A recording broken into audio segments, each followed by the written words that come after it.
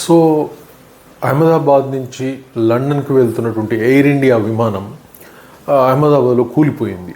అంటే టేకాఫ్ అవ్వగానే కొద్ది నిమిషాలలోనే అది కూలిపోయింది. దాదాపు దానిలో 242 మంది ప్రయాణికులు ఉన్నారు. ఆ కూలిపోవటం కూడా ఏమైపోయిందంటే ఒక మెడికల్ కాలేజ్ హాస్టల్ మీద కూలింది, అంటే జనావాసాల మధ్యనే కూలింది.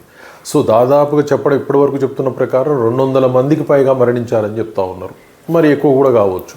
అయితే దీనిలో తప్పిదం ఎవరిది అన్నది చూస్తే ప్రమాదంగా భావించే పరిస్థితి లేదు. ఇది నెగ్లిజెన్స్, అంటే నిర్లక్ష్యానికి కారణంగా కనిపిస్తూ ఉంది. ఎందుకంటే రిపోర్ట్స్ ఏమని చెప్తా ఉన్నారు అంటే దాదాపుగా టాటా అంటే ఎయిర్ ఇండియా, పర్టికులర్గా ఎయిర్ ఇండియాకి దాదాపు 15 సార్లు డీజీసీఏ వాళ్ళకి షోకాజ్ నోటీస్ ఇచ్చింది ప్రాబ్లమ్స్ ఉన్నాయని పైలట్ల నుంచి తీసుకొని.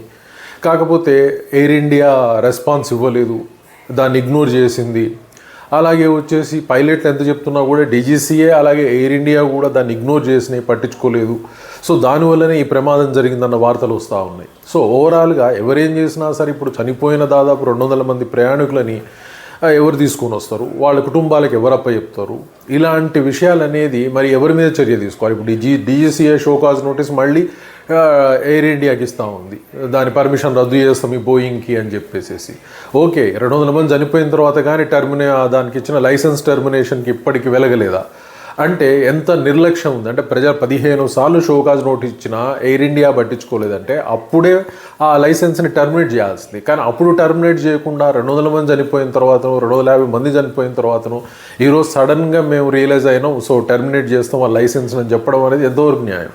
సో డెఫినెట్గా ఇది ప్రభుత్వం తీవ్రమైన చర్యలు అటు డీజీసీఏ మీద తీసుకోవాల్సి ఉంటుంది, అలాగే దానికి సంబంధించిన ప్రతి ఒక్కళ్ళ మీద తీసుకోవాల్సింది. సో ఎందుకంటే ఈ ప్రాణాలను తీసుకురాలి, ఇంత నిర్లక్ష్యం ఎందుకు వస్తుంది, ఈ నిర్లక్ష్యానికి కారణం ఎవరు, ఎందుకు నిర్లక్ష్యం చేయాల్సి వచ్చింది, ఎవరి మీద కన్సంతో చేయాల్సి వచ్చింది. ప్రభుత్వం డెఫినెట్గా చర్యలు తీసుకోవాలి.